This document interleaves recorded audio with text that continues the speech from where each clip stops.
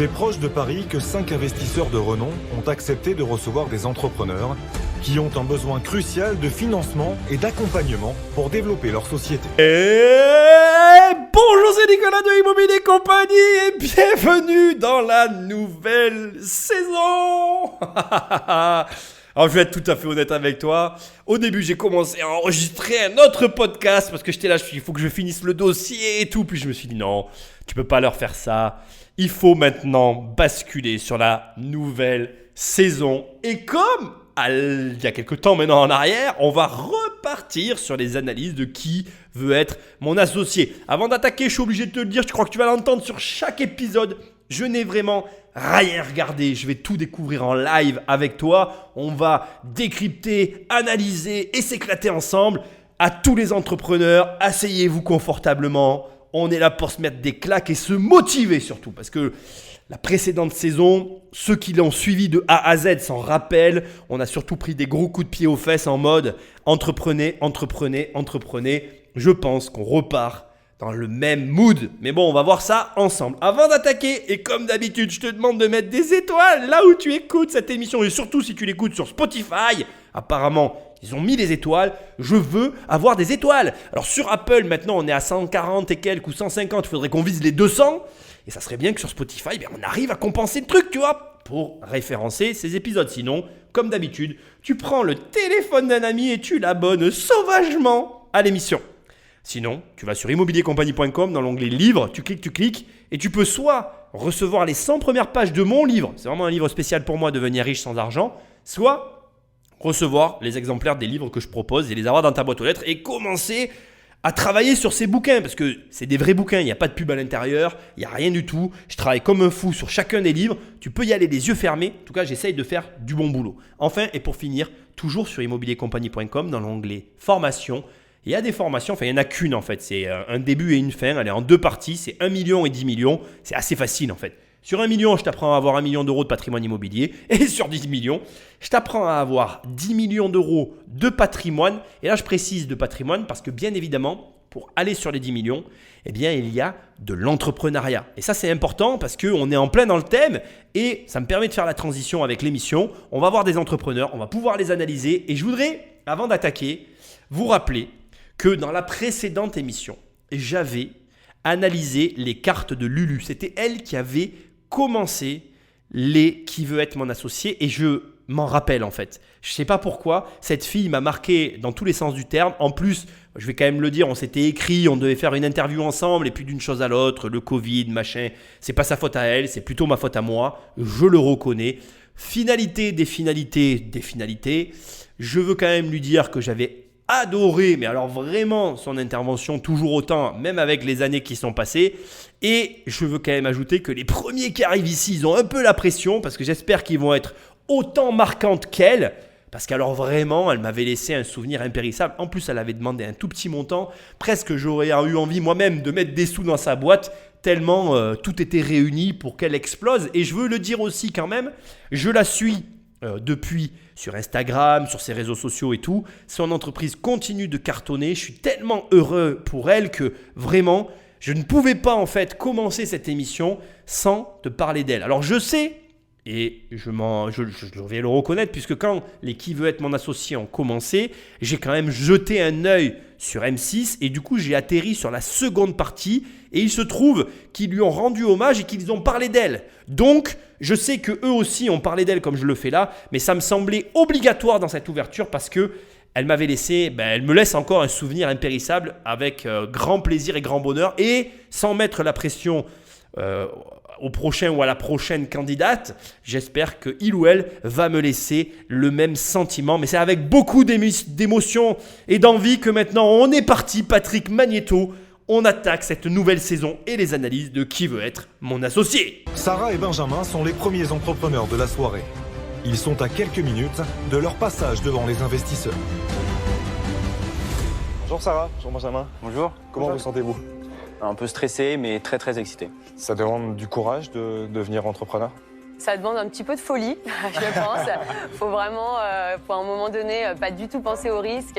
C'est se dire qu'on saute dans le vide sans parachute, mais sur un malentendu, ça va fonctionner, quoi. Est-ce qu'on peut dire en quelque sorte que ce projet donne un peu plus de sens à votre vie, entre guillemets? Clairement. Moi, c'était vraiment l'enjeu, c'était une recherche de sens, ce que je ne trouvais pas dans mes expériences précédentes. Et ça a vraiment changé ma vie. Un grand bravo pour ce projet et puis on vous souhaite bien évidemment de le valider. Merci, Xavier. Merci Xavier. Bon courage et bonne chance. Merci. Bon alors, nouveau présentateur, nouvelle personne, nouvelle saison. On va découvrir aussi de nouveaux investisseurs, bien évidemment. Je ne sais pas qui est cette personne, hein. Je ne peux pas te dire ni son nom ni son prénom, ça n'est pas très important. On va s'arrêter tout de suite sur sa première question. Il dit « ça demande du courage », point d'interrogation, j'ai peut-être pas assez marqué l'interrogation. Je voudrais commencer par signaler et souligner le fait que ce n'est pas une question de courage. L'entrepreneuriat n'est pas une question de courage, c'est une question de choix. Par contre, là où je vais rejoindre la question, c'est que dans le cursus de l'entrepreneuriat, de l'investisseur, enfin appelle ça comme tu as envie, il y a plein de moments, il va y avoir plein de décisions qui vont demander du courage. Mais le fait de devenir entrepreneur, ça n'est pas en soi un acte de courage, c'est un choix. C'est un choix qu'on fait en fonction de plein d'éléments et dont on va rediscuter dans un instant, en tout cas à la fin de tous les petits points que je veux mettre en avant d'abord, mais notamment avec la question du sens, qui est une question qui m'intéresse tout particulièrement ici.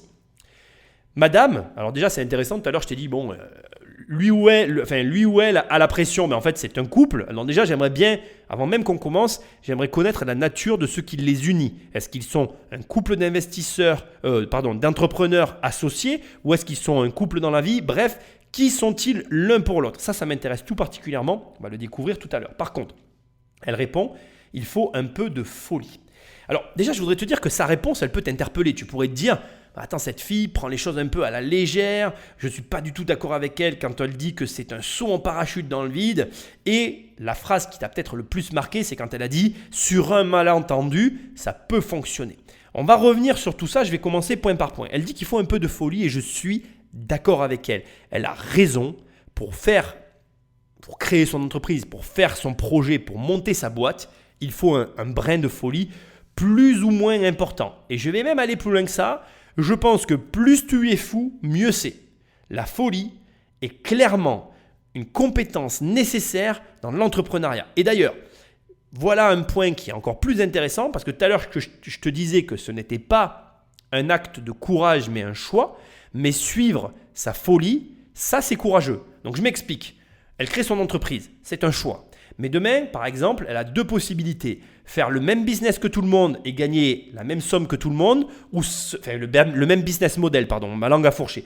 Faire le même business model que tout le monde et donc avoir les mêmes résultats que tout le monde, ou s'engager sur un business model complètement what the fuck, jamais vu nulle part, dont elle-même ne sait pas si ça marche. Et dans ces cas-là, elle suit sa folie et dans ces cas-là, elle est courageuse. Donc déjà, avant même qu'on commence, ce qui est hyper intéressant, c'est qu'à la première lecture de ces réponses, tu aurais tendance à te dire « elle est bizarre cette fille, elle n'a peut-être pas les épaules pour porter une entreprise », alors qu'en fait, ces réponses naturelles dénotent, à mon sens, d'un comportement sain pour un entrepreneur. Je continue et tu vas comprendre. Ensuite, elle dit « il ne faut pas du tout penser au risque ». Donc ça veut dire qu'elle est suffisamment folle, à mon humble avis, pour suivre ses idées. Donc, dans ces cas-là, je valide, elle est courageuse, mais ce n'est pas fini. Et là, elle termine en disant « il faut sauter dans le vide sans parachute ». Donc, ça veut dire que c'est vraiment intéressant sa réponse, plus que ce qu'on pensait à la première lecture. Ça veut dire que quand tu as analysé le business model dont tu n'es pas sûr qu'il fonctionne, mais que tu veux quand même adopter, là, effectivement, elle a raison, tu te jettes dans le vide sans parachute. Tu fais non seulement un acte de courage, mais tu fais fi d'un avenir incertain. C'est-à-dire que tu te dis, ok, je ne sais absolument pas ce qui va se passer, mais je le fais quand même parce que je pense que le jeu en vaut la chandelle. Et si elle entraîne son associé, son compère, son directeur commercial, enfin je ne sais pas qui est encore ce garçon avec elle, dans l'aventure, alors lui, il est encore plus courageux de l'extérieur de suivre ses décisions folles. Bon, je ne sais pas du tout ce qu'elle a fait encore, on va le voir ensemble. Enfin, et je voudrais vraiment m'arrêter sur sa dernière phrase que je trouve très intéressante, elle dit « sur un malentendu, ça peut peut-être fonctionner, ça va fonctionner ». Ça, vraiment, je voudrais te le dire. Je sais qu'il y a beaucoup d'auditeurs, de personnes d'entre vous qui ne sont pas forcément d'accord avec ce que je répète à longueur de temps. Mais croyez-moi, dans nos vies, dans ta vie, dans ma vie, dans la vie de tous ceux que tu connais, il y a un facteur chance. Tu peux être d'accord avec ça, tu peux ne pas être d'accord avec ça, je l'accepterai totalement. Mais pourtant, le facteur chance existe. Il existe, il est là. Et ça fait partie de tout. Et même tes échecs conditionnent ton facteur chance. C'est-à-dire que parfois, la succession de tes échecs ont provoqué une opportunité que tu n'aurais pas eue sans la succession des échecs que tu as eu avant. Et ça a contribué à ce que tu aies de la chance. Bref, cette phrase qu'elle vient de dire, sur un malentendu, ça va fonctionner. Ça veut simplement dire que cette fille-là reconnaît la chance comme étant une donnée importante du problème, de l'activité, et que cette chance, elle peut conduire à un résultat favorable comme à un résultat défavorable. Que tu sois d'accord ou non avec ça, que tu crois ou pas à la chance, j'ai juste une chose à te dire qui est hyper importante à ce stade. Considérer la chance comme un facteur dans le processus, c'est sans doute la manière la plus saine d'aborder l'entrepreneuriat. Parce que si tu rates, tu ne peux pas ignorer que la chance et la malchance ont joué dans le fait que tu es raté. Et si tu réussis, tu ne peux pas ignorer non plus que la chance et la malchance ont joué dans le fait que tu es réussi. Pourquoi c'est intelligent de considérer ça ? Parce que si tu rates, même moi qui ai un discours ultra responsabilisant, je suis le premier à dire supporte tout le poids de ton échec. Bien, il y aura quand même ces facteurs de chance et de malchance qui viendront atténuer cet échec et qui te permettront de te relancer. C'est important, crois-moi. Encore une fois, je le répète souvent, quand on se plante dans l'entrepreneuriat, bien, c'est important de se relancer très vite. Et à l'inverse, quand tu réussis, d'incorporer de la chance et de la malchance, ça t'évite d'avoir la grosse tête, d'avoir trop confiance en toi. Et cet excès de confiance peut te conduire à faire des erreurs. Alors que si tu te dis « Ok, j'ai réussi, mais j'ai eu de la chance », tu te déresponsabilises et dans ce cas-là, tu utilises cet aspect-là comme quelque chose qui te permet de te dire « Ok, tout n'est pas grâce à moi, donc j'ai encore des progrès à faire, donc je travaille et je continue ». Et comme tu peux le voir, c'est assez sain finalement d'introduire de la chance dans tes comportements, même si, encore une fois, voilà, j'ai conscience que je suis le premier à te dire et à vous dire, soyez ultra responsables, mais mettez un petit peu de chance dans votre processus, c'est vraiment nécessaire et ça peut vous rapporter gros. En tout cas, dans la capacité que vous allez avoir à vous redresser rapidement et dans la capacité que vous allez avoir à vous déresponsabiliser dans la réussite. Ok, on arrive maintenant sur le dernier point, celui qui m'intéresse tout particulièrement, la recherche de sens. Alors pourquoi ça m'intéresse la recherche de sens ? Parce que c'est quelque chose qu'on entend très souvent aujourd'hui. Il y a beaucoup de gens qui sont en recherche de but dans leur vie, qui ont besoin que dans leur travail, ce qu'ils font est vraiment, est vraiment un impact pour eux en fait, indépendamment de leur vie. C'est-à-dire qu'il faut que ça ait un impact à une certaine échelle, à un certain niveau. Enfin bref, il y a une recherche de sens aujourd'hui qui se généralise parce que les gens n'ont tout simplement moins envie de travailler pour travailler. Alors bon, on va pas parler de ça ici. Nouveau sujet que je lancerai éventuellement dans une prochaine saison, mais pas là maintenant, c'est pas le propos. La recherche de sens, en fait, il faut comprendre que ça fait partie de la psychologie et même de ta santé psychique. C'est-à-dire que, à l'inverse, en gros, s'il n'y a pas de sens dans ta vie, tu peux générer des problèmes très graves comme la dépression, la dépendance et le suicide. Il faut comprendre que c'est le contraire de la philosophie ou de la religion. En gros, ce qu'il faut comprendre, c'est qu'une philosophie ou une religion, elle te fournissent quelque part un cadre dans lequel tu vas évoluer. Alors que ta psychologie, elle ne va pas formuler finalement dans tes réflexions un cadre dans lequel tu évolues. Tu es libre dans ta tête. Tu comprends ce que j'essaye de t'expliquer ? C'est-à-dire que dans nos esprits, indépendamment les uns des autres, on peut vagabonder là où bon nous semble. La religion et ou la philosophie de vie nous donne un cadre dans lequel on doit évoluer, ce qu'on peut faire, ce qu'on ne peut pas faire. C'est pareil dans le travail finalement. Le travail nous donne un cadre. Et ce cadre, il est essentiel pour ta psyché en fait. Et si tu n'as pas ce sens dans ta vie, ça peut te conduire, et d'ailleurs tu feras des recherches, fais des recherches d'ailleurs sur Google. Moi j'ai fait des recherches pour te parler de ça. Il faut que tu comprennes qu'il y a aujourd'hui des études empiriques qui nous expliquent en fait que la vie quotidienne doit valoir la peine d'être vécue. Et que s'il n'y a pas ça, ça peut conduire les individus à des situations extrêmes où finalement, on va pouvoir se suicider, on va avoir des dépressions, on va faire des burn-out parce qu'on ne se retrouve plus en tant qu'individu. Alors le burn-out, c'est encore autre chose. J'ai peut-être eu tort de le placer ici. Mais en tout cas, tout ce qui est dépression, suicide, dépendance peuvent découler d'un manque de sens dans la vie. Donc il faut vraiment prendre ça au sérieux. Et quand monsieur nous dit « moi j'avais besoin de trouver un sens à tout ça », eh bien non seulement il a raison, mais toi aussi tu dois trouver un sens à ce que tu fais. C'est vraiment important parce que ça va te donner une cohérence, une consistance qui n'aura pas la même, qui ne va pas t'amener la même dimension, la même motivation au quotidien que si tu ne l'as pas. Voilà, je vais dire ça comme ça. Allez, ok.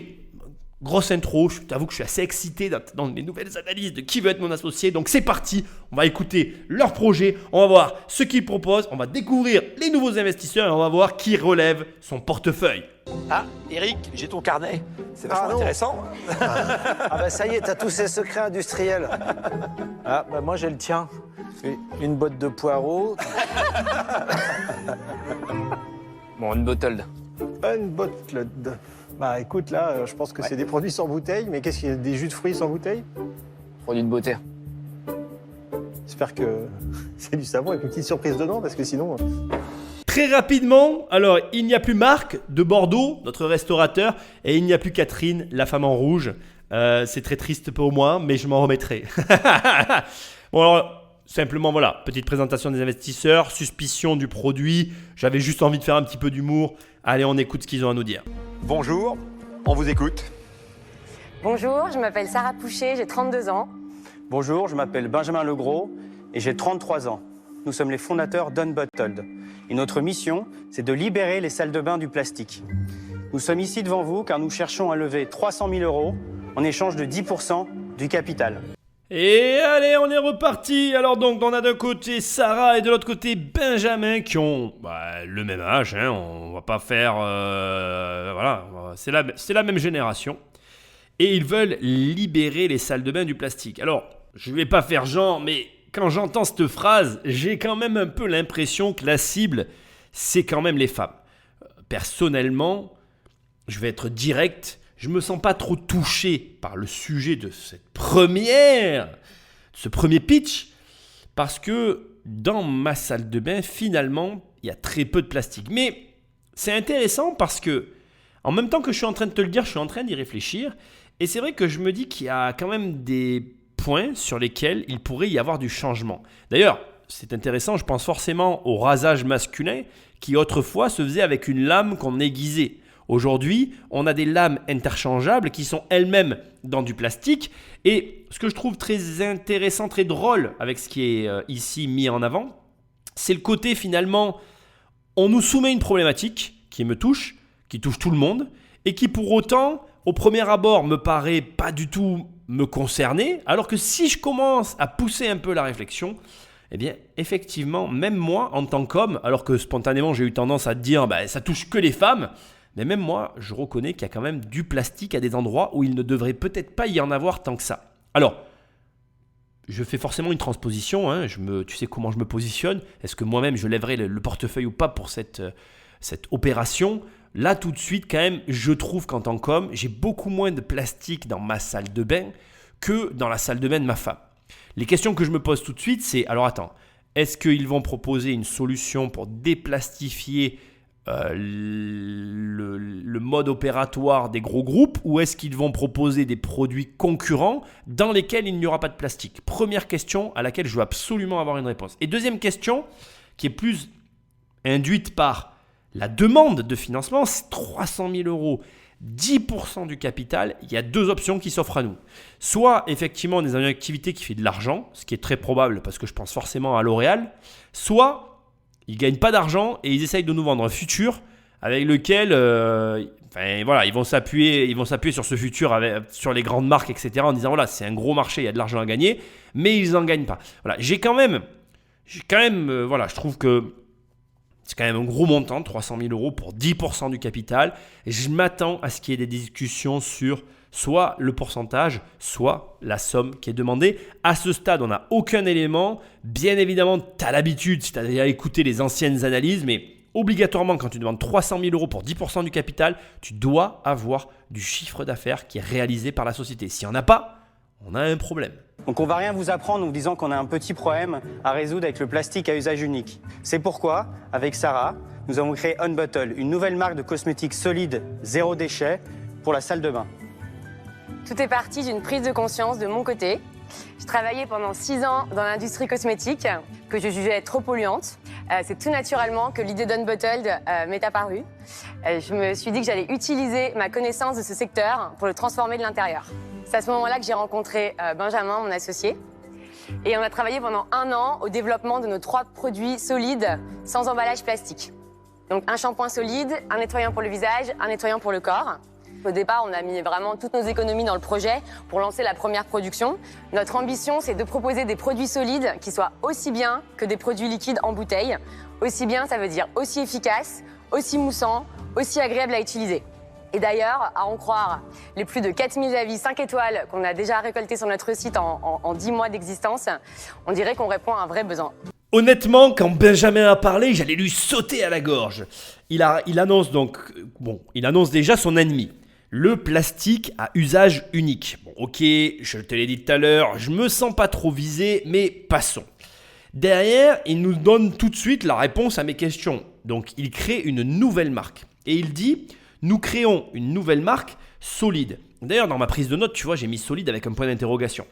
Parce que je m'interrogeais sur ce terme de solide. Et d'ailleurs, j'allais arrêter à ce moment-là l'analyse pour venir intervenir. Je me suis dit, allez, écoute un peu mademoiselle Sarah, parce que je ne l'ai pas écoutée encore. Je dis mademoiselle, mais c'est peut-être madame, hein, j'en sais rien.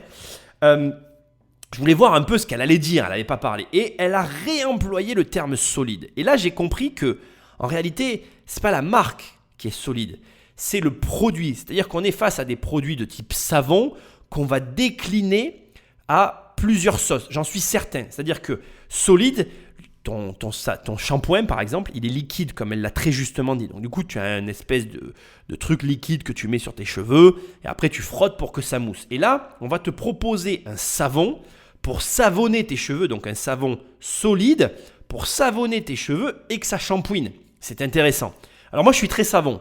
Je te raconte pas ma vie, mais je suis quelqu'un qui a toujours été très savon. J'ai jamais trop aimé tous ces savons liquides et tout. J'ai jamais trop aimé. J'ai été éduqué avec le savon de Marseille. Là, tu sais, le gros cube.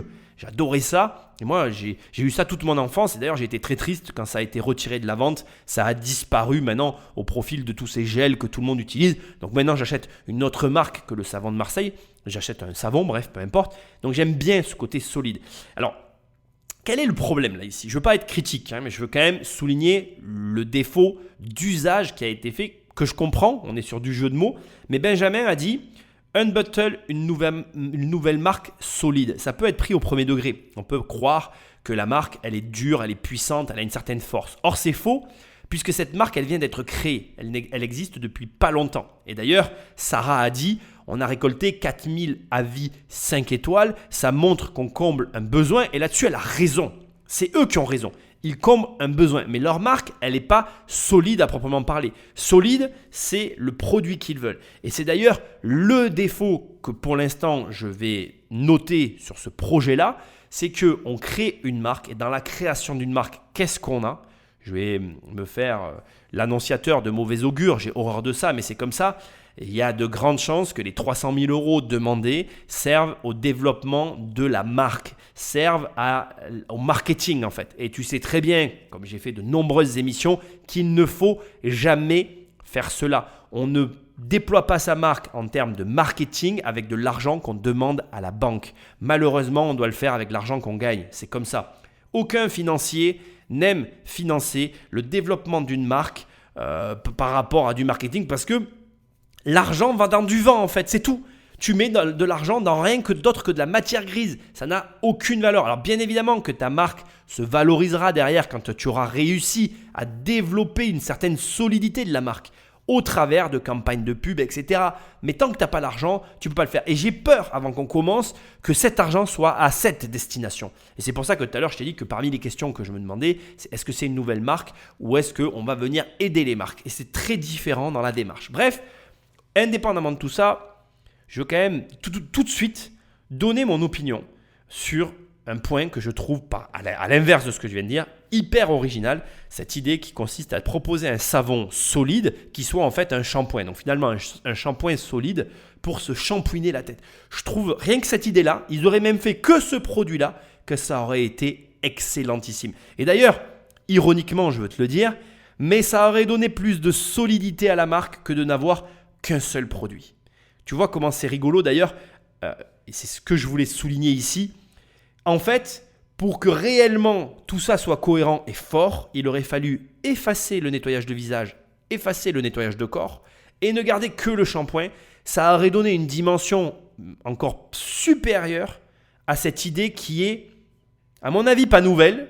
Ça a dû déjà exister. Je pense qu'avant, on se lavait la tête avec du savon et que ça a été finalement un outil marketing que de séparer le savon du shampoing pour augmenter les ventes. Et là, d'arriver avec un savon qui soit shampoing, ou plutôt un savon shampoing, ou plutôt un shampoing solide qui permette de laver la tête, là, on aurait été dans quelque chose de fort, de puissant, d'intéressant. Et je pense vraiment que ça aurait donné une autre dimension à cette présentation. Et d'ailleurs, du coup, je te soumets l'idée, pense-y, t'emmerde pas à vouloir proposer je ne sais pas combien de déclinaisons de ton produit. Parfois, il suffit d'avoir le bon produit, le bon marketing, les bons mots, et ça suffit. Au lancement, en juin 2020, nous avons réalisé 750 000 euros de chiffre d'affaires. Depuis le début de l'année, nous avons réalisé 500 000 euros de chiffre d'affaires. On pense que c'est le moment de passer à la vitesse supérieure. Il faut qu'on accélère notre croissance et c'est pour ça qu'on est là. 750 000 euros de chiffre d'affaires. Mais il fallait le dire de suite, mon cher Benjamin. Asseyez-vous confortablement. Nous allons discuter un peu plus en profondeur. Et là, il te dit, ben là, on a déjà fait 500 000 depuis le début de l'année. Donc, si je te dis pas de bêtises, on est, quand je fais cette émission, en mars. L'émission est passée, je crois, en février. C'est violent. On est sur quelque chose de violent. Ça corrobore ce que je t'ai dit tout à l'heure. Dès que j'entends cosmétique, je pense à L'Oréal. On est sur des gros trucs. On est sur du gros là. Ça rigole pas. Ça envoie du très lourd. Et il a raison. Il veut passer à la vitesse supérieure. Donc déjà, c'est intéressant de se dire qu'il n'a peut-être pas besoin. Et ça, c'est important de comprendre. Parce que quand tu as quelqu'un qui se présente en face de toi et qui n'a pas besoin de l'argent qu'il te demande, c'est totalement différent que quand il en a besoin. À l'instant même, là, tout de suite, paf, spontanément, il vient de m'envoyer un message sans même qu'on soit allé plus loin qui dit « Je fais du CA et du gros CA, attention, et je te demande de l'argent. » Du coup, encore une fois, je n'ai pas les marges. Encore une fois, il y a plein de choses. Mais crois-moi, en 2 ans d'existence, une entreprise qui dépasse le million, ça existe. Hein. Attention, il n'y a pas de problème. Mais ce n'est pas courant. Ce n'est pas quelque chose qui se fait de façon classique. Ce n'est pas tous les entrepreneurs qui ont cette croissance-là. Et d'ailleurs, je ne serais pas surpris. Pour l'instant, on n'a pas eu trop de questionnements et d'interventions du côté des investisseurs. Je pense qu'à un moment donné, ils vont rentrer dedans et ils vont poser de la question. La marge me paraît une question essentielle ici. Si tu fais 700 000 euros de chiffre d'affaires, 750, et que tu as 600 000 euros de coût, c'est pas tout à fait pareil que si ça te coûte 100 000 euros. Tu vois, c'est 2 mondes différents. Au demeurant, là où on peut rien leur dire, c'est qu'il y a une très forte demande parce que j'ai pas fait de gros calculs, tu vois, mais ils ont eu 4000 avis. Je pense que tu as un tiers de gens qui laissent des commentaires. On est sur une société qui doit avoir entre 10 et 20 000 clients à la louche. Hein. Tu vois, 4 000 x 3, x 4, 12. On est dans les 12 000 clients, entre 10 et 20 000 euros pour donner une large fourchette. Pour un prix unitaire qui ne doit pas être très élevé, donc il y a un volume important, donc une demande importante. Et on est sur un marché actuel où on n'arrête pas de nous bassiner avec le réchauffement climatique. Attention, hein, je ne dis pas ça en disant, faut pas que tu crois que je suis dénigrant par rapport à ça. Il y a encore pas longtemps, je ne sais plus avec qui j'en parlais, je lui disais que la société dans laquelle on vit ne pourra pas continuer éternellement comme ça. Je suis allé à la déchetterie jeter des trucs de choses et d'autres que j'ai récupérés dans un bien qu'on a récupéré. Je ne vais pas rentrer dans le détail, j'étais catastrophé de voir ce que je jetais. Ça m'a, franchement, ça m'a fait du mal en fait. Parce que je me dis, mais c'est pas possible qu'on soit dans des... que des gens jettent des choses neuves. Moi, j'ai jeté des trucs là que j'aurais aimé ne pas jeter en fait. Ça me désole. Bref, on est vraiment au bon endroit, au bon moment, dans quelque chose qui semble être totalement aligné parce que même si au départ, je l'ai pris un peu à la rigolade, le truc de dire je veux libérer le plastique, je veux libérer les salles de bain du plastique, finalement, c'est vrai que c'est pas si déconnant que ça. Le plastique, il va falloir qu'on s'en libère plus vite que ce qu'on pense et le plus tôt sera le mieux. On sait que c'est beaucoup d'argent qu'on vous demande aujourd'hui, mais ce sont les moyens nécessaires pour libérer les salles de bain du plastique et pour que grâce à Unbottled, on en finisse définitivement avec les produits louches sous la douche. J'interviens direct parce que là, il y a quand même depuis tout à l'heure, je ne sais pas si tu as remarqué, il y a quelques petites phrases de ci, de là qui ressortent et qui sont préparées. Là, la dernière phrase là, qu'elle vient de dire, Sarah, je ne peux pas la laisser passer. Les produits louches sous la douche, c'est pas un truc que tu sors comme ça a cappella devant 5 investisseurs alors que tu as le trac. Il y a des phrases, soit qui sont répétées dans l'entreprise, qui sont des phrases, on va dire, d'accroche qu'ils connaissent par cœur et qu'ils les sortent comme ça et je pourrais l'entendre. Mais d'une façon ou d'une autre, tu ne me l'enlèveras pas. Ça fait plusieurs choses que Benjamin et Sarah disent qui sont préparées. Et à ce stade, quand elle dit je me rends compte, j'ai conscience que c'est beaucoup d'argent, mais c'est ce qui est nécessaire pour permettre à Unbottled d'enlever les produits louches de sous la douche. Non, c'est pas suffisant. C'est-à-dire que pour le coup, et ça c'est un truc que je veux que tu imprimes dans ton cerveau, tu peux pas aller à une présentation, préparer certains petits passages et occulter les passages qui te dérangent. Là, à ce stade, on arrive au terme de la présentation, ils vont faire tester les produits, etc. Tu peux pas me dire que tu sais pas ce que tu vas faire de l'argent. Donc, tu ne peux pas ne pas en parler sous prétexte que soit ça te met mal à l'aise, soit ton plan comptable, il n'est pas nickel. Dans les deux cas, tu sais très bien que la question, elle va être posée. Alors, ça peut être une stratégie. Tu peux choisir de te dire « Ok, je ne vais pas parler de ça parce que de toute façon, ils vont me poser les questions et je répondrai à ce moment-là. » Mais personnellement, en tant qu'investisseur, je suis appâté. Et c'est certain qu'on peut l'être tous par les chiffres d'affaires, la croissance, etc.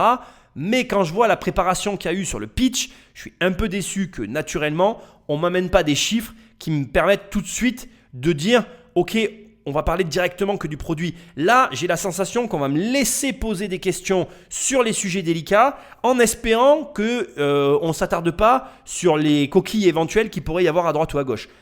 Bon, on va voir. Je sais que de toute façon les questions vont être posées, mais le message que j'essaye de te faire passer, c'est que tu ne peux pas préparer une présentation quelle qu'elle soit, c'est valable pour l'immobilier et tout ça, en occultant certains sujets délicats. Au pire, je préfère même que tu dises, ben voilà, ce sujet-là, je ne suis pas à l'aise, donc je vais le traiter de cette manière-là. N'hésitez pas à me poser des questions. Ça me permettra de mieux me positionner vis-à-vis de toi que là, on arrive à une terme d'une présentation où on va avoir un essai, mais où finalement les vrais sujets de fond sont encore pas abordés. C'est à toi de poser des questions. Moi perso, je trouve ça moyen. D'ailleurs, on a un petit cadeau pour vous. On voulait vous donner quelques produits. Allons-y. Les cadeaux, les cadeaux. Merci Sarah. Merci beaucoup. Merci. Ah, c'est lourd. Ouais, on a mis la dose. Bah, c'est gentil parce qu'en fait, c'est notre rémunération dans l'émission. Ouais. Et on prend ça. Avec plaisir. Il est beau le packaging, hein? Ouais, le packaging est sympa. Alors ici, on a les experts qui rentrent. Non, les experts, j'ai dit. Les investisseurs. Excuse-moi. Donc je la refais, mais je laisserai parce que je veux que tu vois quand même comment ça se passe derrière. Donc ici, on a les investisseurs qui rentrent en scène et qui vont avoir les produits en main. Donc tu as des petits commentaires qui sont intéressants. Mais là, je m'arrête surtout parce que tu as Jean-Pierre Nadir, qui est, on va avoir l'occasion de les redécouvrir, certains qu'on ne connaît pas, qui détient un site de voyage, si je ne dis pas de bêtises, et qui a fait fortune avec un portail de voyage, si je ne dis pas de bêtises non plus. Là, je ne vais vraiment pas faire de recherche pour l'instant parce que ce n'est pas le sujet. Je sais, et comme je t'ai dit, j'en ai vu un ou deux, pas beaucoup de passages, où on va avoir l'occasion de parler de son métier puisqu'il y a un garçon qui va venir le pitcher sur un site de voyage. Bref, ici, ce que je trouve drôle, et je veux quand même le souligner, c'est que Jean-Pierre fait une remarque en disant c'est notre rémunération dans cette émission. Parce que quand il y a eu les bandes annonces sur M6 de l'émission, Jean-Pierre disait, et je veux en profiter pour en parler, il disait à juste titre, qui veut être mon associé, c'est la seule émission où les jurés donnent leur argent et où personne ne gagne de l'argent en faisant le pitre à la télé. Et c'est vrai, c'est-à-dire qu'ici, et c'est bien quelque part qu'ils le disent, parce que je veux que tu en prennes conscience, ici, donc les investisseurs viennent et mettent de leur argent sur la table, ils vont financer des entreprises et le tout est filmé par M6. Ce deal ici auquel tu assistes est très particulier et j'ai pas eu l'occasion d'en parler dans les précédents qui veut être mon associé que j'ai analysé. Pourquoi ? Parce que personne n'avait fait la remarque et c'est vrai que quand on y réfléchit, les seuls échantillons qu'on va leur donner, ce seront entre guillemets leur seule rémunération. Et là tout de suite, ton réflexe immédiat, c'est de te dire « Non mais attends Nicolas, tu te fous de moi ou quoi? Ils ont tous fait fortune, ils n'en ont pas besoin. » Mais attends, tu vois, là on touche du doigt un des problèmes que les Français ont avec l'argent. Un des vrais problèmes que les Français ont avec l'argent.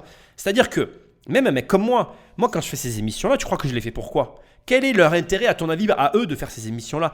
Ils y gagnent en notoriété. La notoriété est un prix que tu peux recevoir et qui a une certaine valeur. Ça met d'une façon indirecte l'image sur leurs produits. Marc Simoncini, tu n'es peut-être pas sans savoir, mais il commercialise des vélos électriques, les vélos Angel. Et en le sachant, tu vas t'intéresser à la marque et potentiellement, tu vas peut-être acheter un vélo grâce à l'émission de M6. Et ça a une valeur. Parce que ces mecs-là, à aujourd'hui, ils ne travaillent plus pour l'argent. Un mec comme moi, si demain je devais faire une facture à quelqu'un, je ferais une facture d'un certain montant que peut-être tu ne pourrais pas payer parce que je ne travaille plus pour l'argent. Et si je le fais pour délivrer le meilleur service, de la meilleure qualité possible aux personnes qui ont les moyens de se payer mes services. Mais si ces gens-là, ils viennent là, c'est pour un autre intérêt que l'argent. Et d'ailleurs, c'est là que ça devient intéressant. À un certain niveau financier, ce n'est plus l'argent que tu cherches. Tu vas chercher d'autres intérêts, d'autres niveaux, d'autres raisons qui vont venir alimenter peut-être ton business, peut-être des parties de tes business pour différentes raisons que je ne peux pas évoquer ici puisque bien évidemment tu comprends que je ne suis pas dans les business de toutes ces personnes. Mais c'est intéressant que tu comprennes qu'il arrive à un niveau financier à partir duquel ça n'est plus l'argent le moteur. Alors oui, on a toujours besoin d'argent. Oui, certaines personnes en veulent toujours plus. Mais après, il va y avoir du challenge, il va y avoir de l'expérience de vie, il va y avoir de la confrontation, il va y avoir l'humain, il va y avoir le temps aussi que tu vas passer à faire des choses nouvelles qui vont te procurer de l'adrénaline, etc. Et tout ça, ce n'est pas quantifiable. Au final, c'est intéressant de comprendre que là, le cadeau qui peut paraître ridicule, qui peut faire sourire, c'est la seule chose qu'ils vont avoir pour être présents. Et ça te montre que un mec que tu connais qui est riche, tu peux lui offrir un cadeau en fait. Ça n'a aucun lien. En fait, la réalité, c'est que très souvent, les gens qui ont de l'argent et les gens qui n'en ont pas et qui vont fréquenter des gens qui ont de l'argent, ils ne vont pas avoir le même comportement, le même rapport avec ces gens-là et c'est très dommage. Et crois-moi, un être humain, ça reste un être humain qui gagne des millions d'euros par mois ou qui gagne des milliers d'euros par mois. On est tous les mêmes et un cadeau, ça nous fait toujours plaisir. Et là, quand tu sais que les mecs ils viennent et qui payent en plus pour venir des gens pour aller au bout d'un projet, à part ce cadeau-là, ils n'ont rien d'autre.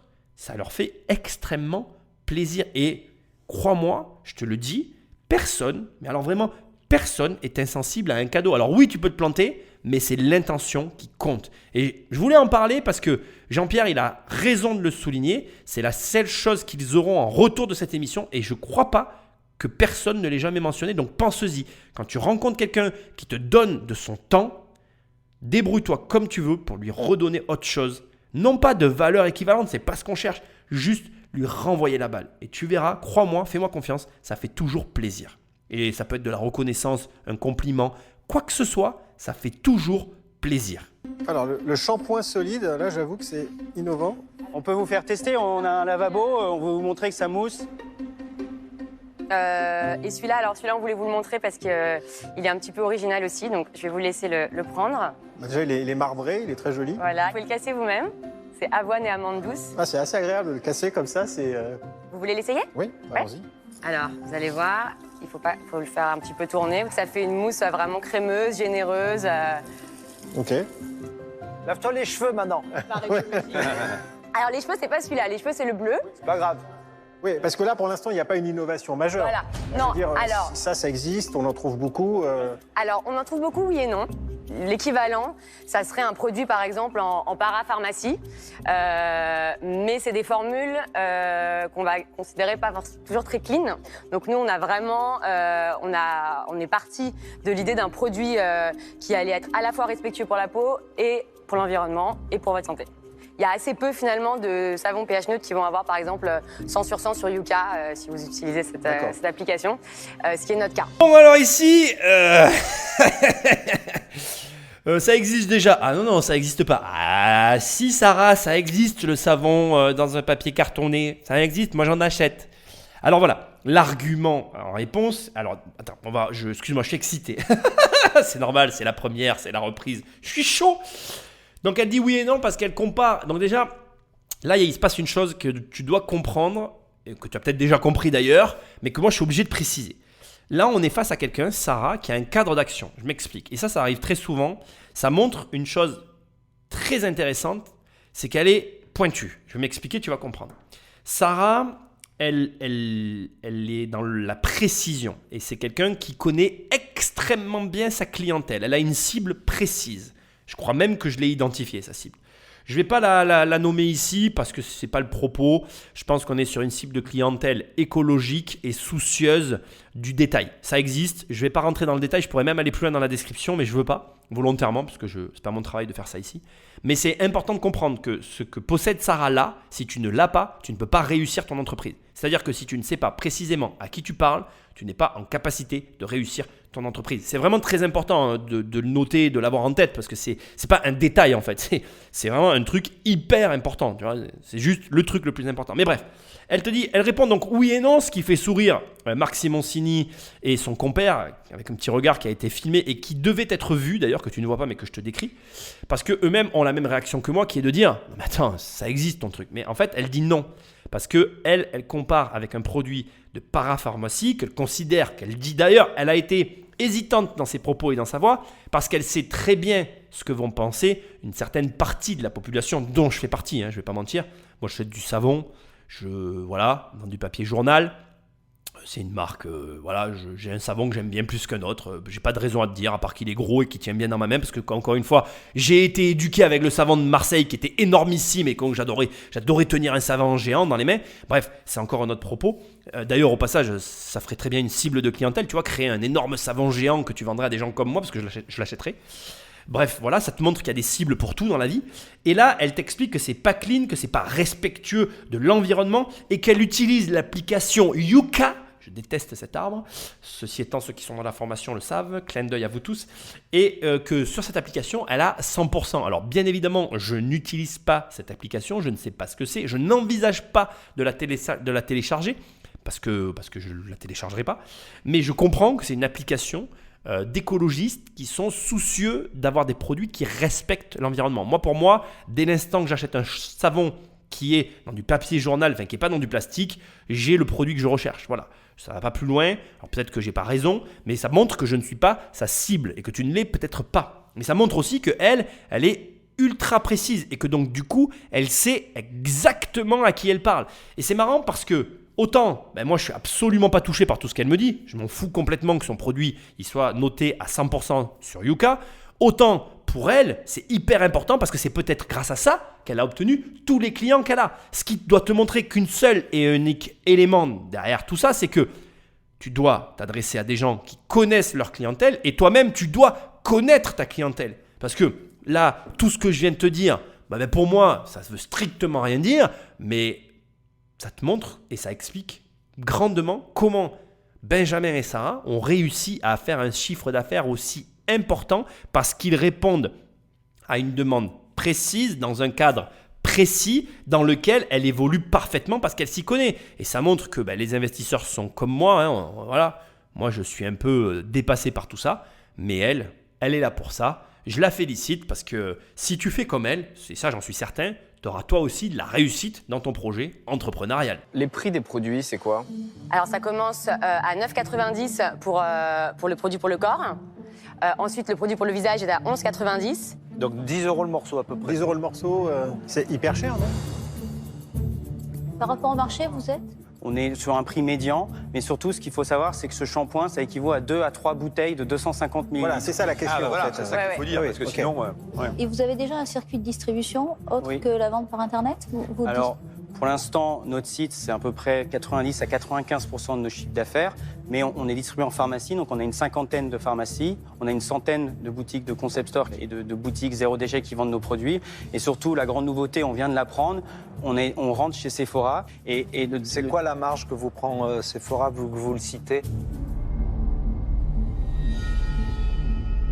Ça, on peut pas, on peut pas donner la marge que Sephora... C'est-à-dire un ordre d'idée. Voilà, vous avez fait 500 000 €, c'est ça, sur le premier trimestre? Oui. Quelle marge? Marge brute? Oui. Ça, on n'a pas envie de communiquer sur une marge brute, mais ce qu'on peut dire, Dans c'est ce cas, on n'a pas envie d'investir. Hein. on peut communiquer sur une marge d'exploitation. Mais attendez, je comprends pas, vous êtes là pour trouver des investisseurs, mais si vous voulez pas donner vos chiffres et partager, je vois pas comment nous on peut prendre une décision C'est d'investissement. où ils sont trop bons ou ils sont trop mauvais. Le problème, c'est qu'il va falloir qu'on choisisse. Les marges sont très bonnes en général pour connaître le secteur et j'imagine que c'est pour ça que vous voulez pas en parler. C'est souvent impressionnant d'avoir les chiffres dans tout ce qui est parfumerie, beauté. Et c'est un peu dommage parce qu'on parle de transparence, de produits sains et là vous pêchez sur la marge alors qu'en vrai on n'est pas là pour vous juger ou dire que c'est bien, mauvais.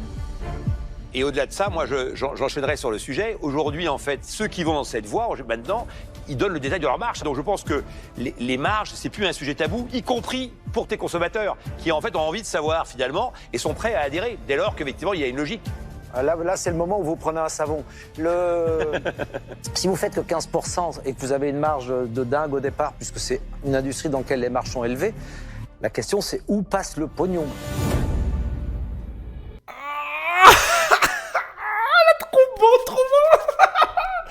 Ah, c'est énorme. Ils m'ont coupé la chic. J'étais là, j'étais en train de noter. La bonne discussion. Alors déjà, j'adore... Marc Simoncini, c'est Dieu. soit les marches sont trop bonnes, soit elles sont trop mauvaises. Mais il va falloir choisir. Vous allez prendre un savon, là. C'était facile, là. Bam. Bon, alors déjà... Alors, c'est certain. C'est très intéressant, d'ailleurs, de voir la psychologie humaine. Parce que c'est exactement ça. Soit c'est trop bon, soit c'est trop mauvais. Mais dans les deux cas, on veut savoir où est le pognon. Ah, j'ai coupé parce que c'est chaud. Alors bon, on va reprendre du début. Je vais peut-être même réécouter le passage tellement il est bonnard. Je peux même t'inciter à le faire. À ce stade, il te suffit d'aller sur la 43e minute, 43e minute et 24 secondes. Et tu vas pouvoir réécouter le passage. 1 seconde pour moi, je continue. Et si tu veux le réécouter, attends 1 seconde. Hein. Ça a duré 1 seconde pour toi, mais j'ai réécouté le passage bien sûr. Je reviens au départ. Alors, j'ai tout bien réécouté. Je suis d'accord avec Eric qui dit pas de marge, pas d'investissement. Malheureusement, le problème de ce qui est en train de se passer là, c'est qu'on est dans une situation compliquée. Ça montre qu'on n'est pas sorti de l'auberge dans notre pays. J'essaye, en tout cas, je participe à ce travail, j'espère, pour changer les mentalités. Malheureusement, tu vois bien que au lieu d'être fier de gagner de l'argent, on est face à des gens qui ont peur de perdre leurs clients. C'est exactement ça. Alors des petits calculs rapides, juste pour que tu évalues de quoi on parle. Sur une moyenne de 10 € le produit, on est quand même sur 75 000 unités écoulées. C'est énorme. Alors après, je ne suis pas allé voir leur site parce que vraiment, je me réservais ça pour la suite. Mais il est peut-être, comment je dirais, de bon augure de se dire que dans ce système-là, il y a eu des boîtes qui ont été proposées, des offres promotionnelles, j'en sais rien. Il faut, voilà, je vais regarder tout à l'heure. On essaye de garder ça pour plus tard. Mais au demeurant, ce que moi j'essaye de te dire, c'est que là, on a quand même un gros volume de ventes de départ. Derrière, en plus de ça, comme ça ne suffisait pas, on a comme il l'a dit, donc le site internet qui représente 90 à 95% du chiffre d'affaires. Là, on a vraiment la preuve dans la réalité qu'aujourd'hui, tu peux créer une boîte en ligne totalement sans jamais bouger de chez toi, premièrement. Et deuxièmement, hyper important de le préciser aussi, on a des points de vente en parallèle qui proposent bien évidemment les produits, mais c'est anecdotique. 50 pharmacies, 100 boutiques, 0 déchet, donc on est vraiment sur de l'écologie comme je te le disais tout à l'heure. Et un petit joker qui a été gardé pour l'émission, l'entrée dans Sephora, où là on est sur un mastodonte qui va pouvoir faire exploser, c'est même pas dynamiser, c'est exploser le chiffre qu'il y a derrière. Alors le site, juste pour te l'expliquer, confirme exactement ce que je t'ai dit, c'est-à-dire qu'on est sur de la vente en boîte. C'est-à-dire que sur le site, le panier moyen doit être sur une vingtaine d'euros où on essaye de vendre soit 2 savons, soit un pack de 3-4 savons. On est dans la volonté de vendre plusieurs produits pour augmenter en fait le pack de vente. Il y a un autre élément que j'ai trouvé très intéressant, c'est le questionnement qu'il y a eu autour du produit qui consistait à dire « Ok, vous vendez à 9,90 €, 10 €, c'est quand même cher ». Pour vous donner, et pour te donner à toi aussi et nous donner à tous une idée, moi le savon que j'achète, qui est un gros savon que j'achète en supermarché, je le paye 3,70 €. Le savon que tu vas trouver dans les supermarchés et dans les magasins un peu spécialisés, un petit peu plus haut de gamme et à 5,90 €. Donc là, on est sur un produit très cher. Ce qui veut dire que, à moins qu'il gère mal, on est sur une marge de grand malade. Normalement, toujours pareil, on n'a pas les chiffres.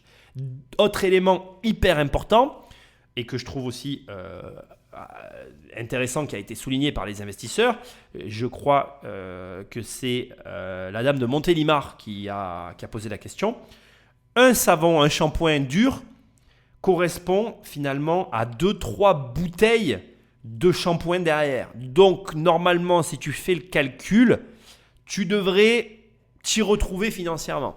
Par contre, donc je suis sur leur site et je trouve qu'il y a un énorme défaut et je vais le confirmer dans une seconde en cliquant sur donc un savon shampoing, je ne sais pas comment ça s'appelle d'ailleurs, mais à aucun endroit. Alors attends, je suis en train de regarder pendant que je te parle. Super pouvoir, nettoie vos cheveux, respecte, mousse, lisse, non, ça ne se mange pas. Ingrédients naturels, utilisation. Donc, tu vois, voilà, c'est très orienté. Donc là, je suis devant le site. C'est très orienté. J'ai un reproche. C'est pas un reproche. Je trouve que c'est pas bien fait et que c'est dommage. Tu vois, sur le site, de ce que je vois. Ah voilà, ça y est, ici, ça devrait être plus mis en avant. C'est pas mis assez en avant, justement, ce que tu gagnes. C'est-à-dire que pour moi, sur leur site, là, on devrait voir tout de suite qu'un produit égale 250 ml, soit 2 ou 3 bouteilles. Tu devrais même, moi je pousserais même le vice plus loin, c'est-à-dire que je mettrais vraiment leur produit et en face le nombre de produits auxquels ça correspond. Et ça, je trouve que c'est pas assez mis en avant, ça doperait les ventes. Après, on va voir s'ils vont répondre aux questions sur la marge, mais bien évidemment, je suis complètement d'accord avec Eric, si on n'a pas les chiffres, on ne peut pas aller plus loin. Et tu vois, ça me fait plaisir parce que tout à l'heure, j'ai trouvé ça super bizarre. On voyait que l'entretien était bien préparé, qu'il y avait des petites phrases et tout, que c'était bien amené. Je trouvais très étrange que soigneusement, on évite ce sujet. C'est pas bien parce que je pense qu'ils ont peur de s'attirer de la concurrence et c'est comme ça qu'ils vont s'en attirer encore plus. Je pense qu'il nous arrive ce qu'on essaye d'éviter. On est plus assujetti précisément à ce qu'on fuit et je crois que ce n'est pas la bonne démarche que d'agir de cette manière-là. Maintenant, pour l'instant, je ne peux pas parler. On va voir comment ils vont réagir aux différentes questions. En tout cas, en ce qui me concerne, si je n'ai pas les chiffres de marge, j'y vais pas.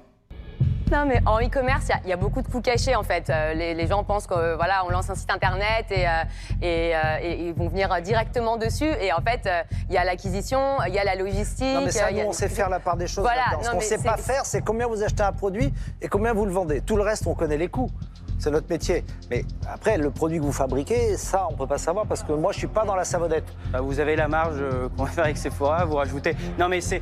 Non, mais à un moment, soit vous nous dites les choses, soit vous ne les dites pas. Mais je pense que c'est très compliqué de vouloir lever 300 000 € à une valorisation de 3 millions d'euros et vous n'êtes même pas prêt à partager vos chiffres. C'est du délire.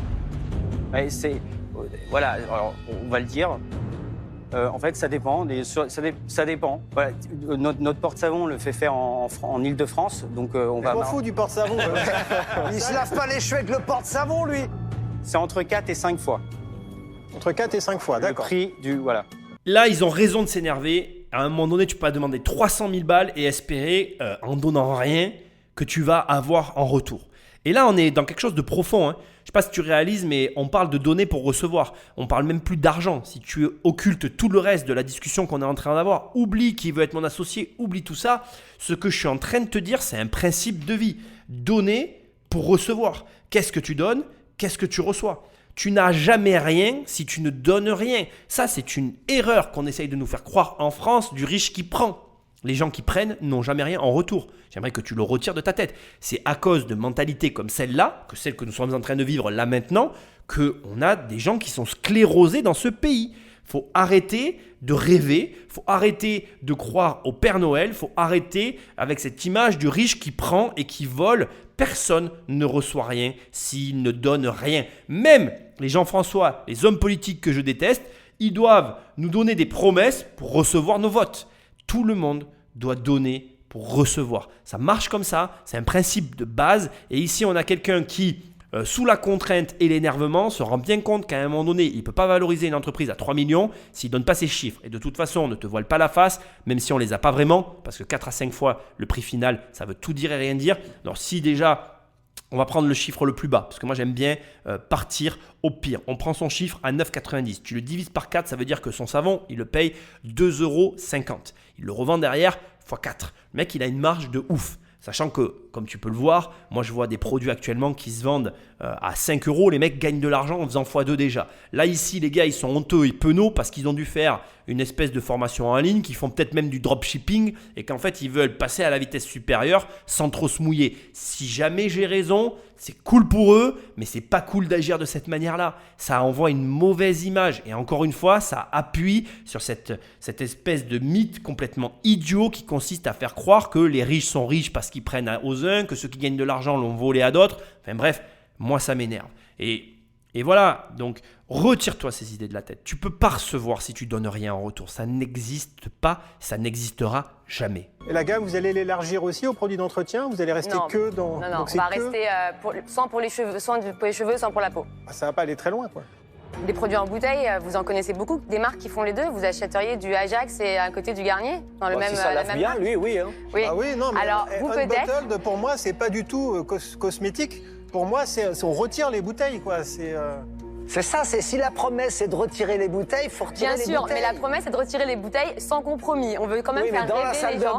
Les gens, je sais pas, le liquide vaisselle, Ils t'ont dit non, ils veulent pas faire ça. Ok. En fait, non, mais ok, c'est votre droit. Hein. Voilà, pour nous, dans la salle de bain, il y a quand même déjà beaucoup à faire. Et sur la suite, sur l'exit, comment L'exit, nous, dans 10 ans, on se voit toujours sur Unbottled. Et l'idée, si vous investissez chez nous, c'est on rachète vos parts dans un horizon 5, 6, 7 ans. Ça serait notre exit idéal, ce serait de rester et vous et entre-temps, d'être allé conquérir à l'international. Bon, on arrive au terme. Après ça, on va avoir les portefeuilles qui vont se lever ou pas. Je t'avoue que c'est la première fois dans tous les qui veut être mon associé que j'ai analysé, que mon problème vient des dirigeants au-delà du produit. Alors je vais être clair, le produit me plaît, mais le comportement qu'il a eu me déplaît profondément. Or, c'est un des deux membres fondateurs, et là, à la fin, les échanges qu'ils ont sont légitimes, et pour autant, c'est ce qui m'attriste le plus, ce qu'il a dit m'a plu énormément. Alors attends, on va faire les choses par étapes et on y va. Déjà, Marc Simoncini les a pris au piège avec leurs promesses. Ce qui veut dire que, et c'est vraiment très important que je t'envoie ce message et que tu l'entendes, les promesses que tu fais, les caractéristiques que tu mets sur tes produits, bref, la façon dont tu vends tes produits, ce que tu vas mettre en avant, c'est plus qu'important. C'est capital. C'est-à-dire que ne te trompe pas sur ce que tu mets en avant, sur les argumentaires de vente de tes produits. Pourquoi ? Parce que là, comme il le dit, à un moment donné, pourquoi vous vous limitez à un ou deux produits quand vous pourriez conquérir l'ensemble des produits de la salle de bain, de la cuisine, etc. Supprimez les bouteilles, c'est ça votre promesse. Donc pourquoi vous n'essayez pas de supprimer toutes les bouteilles ? Alors, moi j'ai beaucoup aimé la réponse de Sarah qui a dit « Moi écoutez, c'est très clair, je préfère me cantonner à la salle de bain et 3 produits, il n'y en aura pas plus. » D'autant que, comme je te l'ai dit au départ, avec l'innovation que représente le shampoing dur, même moi j'aurais poussé le vice à n'avoir que ce produit-là. Donc elle a tendance à plutôt aller dans ma direction que dans celle des investisseurs, parce que Eric a lui aussi sous-entendu qu'il voudrait plus de produits pour augmenter les ventes. Il y a beaucoup d'entrepreneurs qui pensent comme ça. Je ne dis pas qu'ils ont tort, c'est juste pas ma manière de penser. Il y a plusieurs mouvements dans l'entrepreneuriat. Tout le monde a raison. L'important, c'est d'avoir cette capacité à coller au marché. Je reconnais que dans le cas ici présent, avec la promesse de début qui dit plus de plastique à usage unique, plus de plastique dans les salles de bain, si tu affiches la volonté d'éradiquer le plastique dans une salle de bain, dans ces cas-là, ça me semble logique que tu mettes tout en œuvre pour qu'il n'y ait plus rien en fait, et que du coup, tu supprimes tous les produits de la salle de bain. Et du coup, je comprends assez bien les remarques de Marc Simoncini et de Eric. Mais, je veux quand même le dire et le souligner, j'ai une tendance personnelle à plutôt être sur peu de produits, et donc dans la veine de Benjamin et Sarah et Benjamin. Par contre, ce que j'ai beaucoup aimé, et il faut quand même le reconnaître, c'est quand Eric leur pose la question de l'exit. Alors l'exit, c'est quoi ? C'est en gros, ok, on finance. Donc là, il sous-entend qu'il y a un financement qui se ferait dans l'émission. Et comment on sort de là ? Quelle est la perspective pour cette entreprise ? Comment finalement ça va évoluer derrière ? Et là, c'est des réponses que j'adore quand les gérants d'entreprise te disent nous, on reste aux commandes dans les 10 ans qui arrivent, 15, 20 ans, et on va vous racheter les parts au fur et à mesure parce que nous, notre but, c'est de développer. Et comme l'a repris très justement Sarah, on comprend que là, l'argent est utilisé pour aller à l'international, même si je vais le dire qu'à ce stade, je suis assez déçu que personne n'ait demandé à quoi allait servir cet argent. Ils demandent quand même 300 000 balles. Il n'y a aucun des investisseurs ici présents qui est à poser ne serait-ce la question à quoi va servir cet argent. Parce qu'encore une fois, comme je te le dis depuis le départ, si c'est pour de l'acquisition client, comme elle l'a très justement dit à un moment donné, ou de la pub, ça ne m'intéresse absolument pas de la financer pour ça. Donc, il y a un questionnement pour moi qu'on va, j'espère, avoir, auquel on va avoir la réponse encore, qu'on n'a pas eu, qui est à quoi va servir cet argent. Mais au final, j'ai beaucoup aimé leur réponse qui est de dire « je veux vous racheter les parts à terme ». Parce que le but, ce n'est pas que vous restiez, mais que nous ayons le plein pouvoir sur l'entreprise.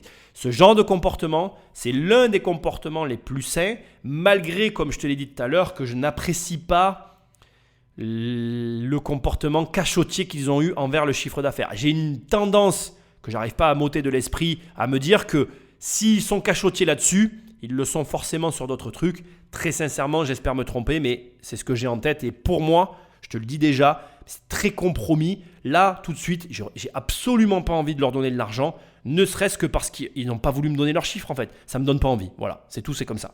On va voir maintenant ce que les autres vont dire. Quelqu'un veut parler en premier ? Je peux commencer en disant que la marque est très belle, que vous avez fait un beau travail parce qu'à deux, c'est pas facile. Donc bravo pour toutes ces étapes qui ont déjà été magnifiquement réalisées. Le seul problème que j'ai, c'est que j'ai déjà investi chez Respire, qui est un concurrent direct. Néanmoins, ce que vous faites est canon et je vous suivrai de près parce que je pense que vous avez les éléments en main nécessaires pour pouvoir faire une belle aventure. Mais pour ces raisons, je dois me retirer de cette affaire, même si je pense que mes chers amis investisseurs pourraient faire quelque chose de cool à vos côtés. Merci. Merci beaucoup. Alors, soyons clairs, je ne connais pas particulièrement cet Anthony, qui est un des nouveaux investisseurs de cette année. Par contre, son propos est très juste. Il est dans un conflit d'intérêts. C'est-à-dire qu'on a d'un côté une marque qu'il a financée et on a de l'autre côté, donc en face de lui, Benjamin et Sarah, qui proposent ni plus ni moins qu'un concurrent à la marque qu'il possède déjà. C'est tout à fait logique qu'ils n'investissent pas dans cette configuration-là, car, attention, je vais amener des précisions intéressantes après, car il est dans deux phases, on est face à deux phases de développement, et que donc du coup, comme on est dans deux phases de développement, c'est pas vraiment possible d'aider deux personnes à se développer sur un même marché. Maintenant, il y a une configuration qui aurait été intéressante, et pour laquelle il y aurait eu un sujet à débat, c'est que l'une des deux marques rachète l'autre. C'est-à-dire que là où ça aurait pu être intéressant, ça aurait été de choisir une des deux marques et que dans la phase de développement, la deuxième, au lieu d'utiliser l'argent pour, comme on l'a entendu dans cette émission, faire de l'acquisition, du marketing ou je ne sais trop quoi, eh bien qu'on utilise l'argent pour racheter le seul peut-être concurrent qu'on a en face. Et du coup, se retrouver dans une espèce de monopole induit, en conservant les deux marques, que le client ne connaîtrait pas forcément, mais qui, d'une façon comme d'une autre, permettrait à un seul et même individu, groupement, société, enfin appelle ça comme tu as envie, de couvrir l'ensemble du marché. Marque très connue, dont tu sais très bien que c'est le cas, mais pour lequel est alimentée indirectement une concurrence, c'est le pastis. Effectivement, il y a deux grandes marques de pastis, que je ne citerai pas ici, qui sont concurrentes, mais qui appartiennent au même groupe de spiritueux. Donc, ce n'est pas réellement une concurrence. C'est une concurrence entretenue dans un but de conservation de parts de marché. Et certains, préférant plutôt l'une que l'autre, continuent de conserver leurs habitudes de consommateurs, tout en permettant à une société, un groupe, parce que là c'est un groupe, de conserver globalement le marché sous la coupe de deux entités bien distinctes. Donc voilà, je voulais quand même le préciser parce que son argumentaire qui est de dire « non, je ne peux pas parce que j'ai déjà une marque que j'aide », ce n'est pas forcément un vrai argumentaire. Il y a un autre argumentaire qui pourrait consisterait à dire « je rentre Et sachez que je suis de l'autre côté et que je vais essayer de vous réunir ou de vous ravaler d'un côté et de l'autre.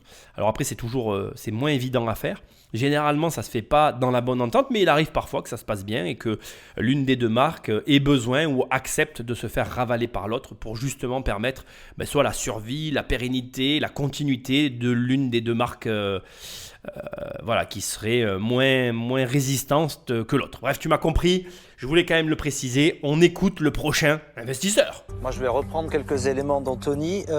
Franchement, vous avez créé une belle marque.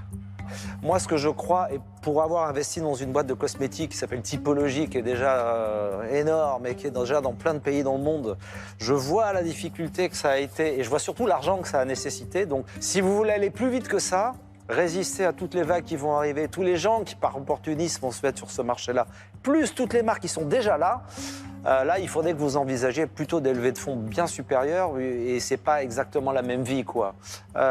Donc, je vais pas pouvoir vous accompagner par respect pour Typologie dans lequel je suis, qui fait déjà des choses solides. Je suis allé vérifier, hein. Sinon je ne me serais pas permis de vous en parler. Et voilà, c'était mes remarques sur votre joli projet. Alors généralement, Marc donne le là en matière d'investissement, tu l'as compris, hein, c'est un petit peu l'un des 3 plus gros investisseurs français dans les sociétés. Quand Marc dit non, globalement, ça part sur du non partout. Lui aussi a un conflit d'intérêts, même chose que l'autre. Par contre, on ne va pas refaire la même analyse que l'autre. Il y a un léger petit détail qu'il a lâché dans sa phrase et que je vais me permettre de souligner parce que je pense que tu ne mesures pas ce genre de choses. Et il a dit, donc moi j'ai accompagné Typologie à l'international et donc déjà vous sous-estimez l'argent qu'il faut pour aller à l'international et ça, je te le dis, en matière d'argent, là on est sur des montants que tu comprends. 300 000 euros dans les Qui veut être mon associé qu'on avait analysé dans la saison précédente, que je t'invite à réécouter. On était monté à 500 000 euros, mais même 1 million d'euros, même 2 ou 3 millions d'euros. C'est fou ce que je vais te dire, mais c'est des montants que tu peux comprendre. Et il y a des montants à l'international que tu ne peux plus comprendre, qui ne sont pas, pour lesquels d'ailleurs très peu de gens communiquent, sur lesquels il y a très peu de data, de contenu, parce qu'il y a peu de gens qui sont à ces niveaux-là. Et crois-moi, on est sur des volumes de transactions et des volumes de flux financiers que tu ne peux pas imaginer. Et Marc Simoncini a dit une chose. Donc déjà, vous visez trop bas pour l'international, puisque Sarah a lâché qu'elle visait quand même l'international. Ça, c'est de l'ambition, mais associée à de l'irréalisme, malheureusement. Et surtout, et c'est là où je veux t'emmener, il a dit, c'est pas du tout la même vie. Et ce léger petit mot, tu dois vraiment l'avoir bien percuté dans ton esprit. Pourquoi ? Parce qu'il est en train de t'expliquer que tu peux vouloir viser la Lune. Il y a beaucoup de gens qui veulent viser la Lune. Et je les comprends et je vous soutiens complètement. Quand on veut viser la Lune, vous avez raison. Mais il y a beaucoup de gens qui ne comprennent pas les sacrifices, l'abnégation, le changement de vie que ça implique d'arriver sur la Lune. Quand tu veux atteindre un certain niveau, il faut se donner les moyens de ce niveau-là. Et crois-moi, il n'y en a pas beaucoup qui l'ont. Et là, il dit, c'est pas la même vie en mode... Là, c'est bien, tu gagnes de l'argent. C'est beaucoup d'argent pour la France, qui est vrai. En France, malheureusement, on a un niveau de vie qui est très bas. Moi, je suis désolé, je te le dis, c'est ce que je pense. Je pense que la France, aujourd'hui, on est très bas, en fait. De manière générale, les Français ont une très haute opinion d'eux-mêmes. Et tu peux faire partie de ces gens-là. Tu peux ne pas me croire, je m'en fiche. En réalité, on est très bas. Je veux dire, par rapport au monde, notre niveau généralisé est très bas. Donc, du coup, dès que tu gagnes de l'argent un petit peu comme là, tu fais déjà 1 ou 2 millions d'euros en France, tu fais partie de la haute, tu vois. Alors que tu n'es rien, tu n'existes pas. Je te rappelle, pour mémoire, la première année de Facebook, c'est 1,5 million, tu vois. La première année. Tu vois. Donc, tu es très, très loin d'imaginer ce que c'est que gagner de l'argent, en fait, en tant que Français. Mais c'est culturel, tu peux rien y faire, ça. C'est pas, c'est pas ta faute, c'est pas la mienne, c'est la faute à personne. Voilà, on est dans ce pays. Donc, là, tout doucement, très gentiment, il leur a glissé, voilà, vous voulez jouer à l'international, vous ne savez pas de quoi on parle. Voilà. Je te fais un petit parallèle, réécoute les podcasts de Carlos Ghosn, d'accord, qui passait 15 jours en France, 15 jours au Japon. Enfin, tu vois le délire. Donc voilà, je pense que la plupart des gens, au-delà de critiquer tout le temps, n'évaluent pas, ne comprennent pas ce que ça implique réellement d'aller à ce niveau-là. Et ici, Marc Simoncini, très très gentiment, avec beaucoup de délicatesse, et je le salue pour ça, il les a juste remis à leur place. Comme je t'ai dit, je peux me tromper. Moi, je pressens, en tout cas, moi, tu as compris que je ne lèverai pas le portefeuille non plus pour ce projet-là, mais je ne pressens pas qu'il y ait beaucoup de portefeuilles qui se lèvent, sauf peut-être investisseurs que je ne connais pas ou que je n'aurais pas vu emballés par le projet. J'ai des doutes. Bah écoutez, je trouve qu'il y a un décalage entre la marque, la promesse et ce que vous voulez faire réellement. Mais moi, clairement, si je rentrais, ce serait pour faire vraiment du on-bottle partout et pour faire une boîte énorme et pas pour que vous me rachetiez les actions plus tard, mais vraiment pour soit aller en bourse, soit vendre à un groupe pour un très gros montant. Donc, vu qu'a priori, on n'est pas aligné sur les objectifs ou sur ce que j'aimerais faire, je pense que ça n'a pas de sens que j'investisse. Et donc, pour ces raisons-là, je ne vais pas vous suivre. Merci. Ah, c'est marrant parce que je l'aime bien, Eric.